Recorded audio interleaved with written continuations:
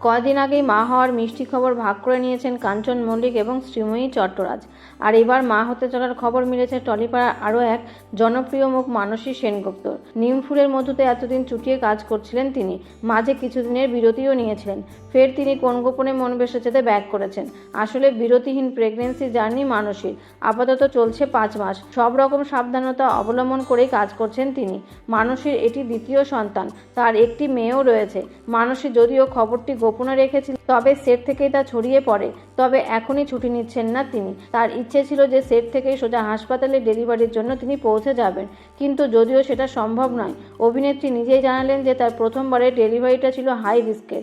মেয়ে হয়েছিল প্রিম্যাচিওর, তাই এবার গর্ভের সন্তানের কথা মাথায় রেখেই বিশেষ সাবধানতা নিতে হচ্ছে।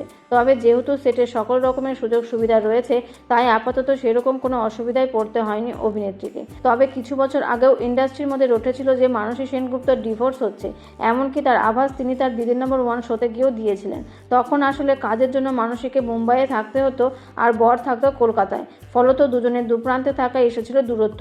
তবে মানসী কলকাতায় ফিরে আসাতেই জোড়া লেগে যায় তাদের সম্পর্ক, আর দ্বিতীয় সন্তান নেওয়ার সিদ্ধান্ত নিয়ে ফেলেছেন দম্পতি।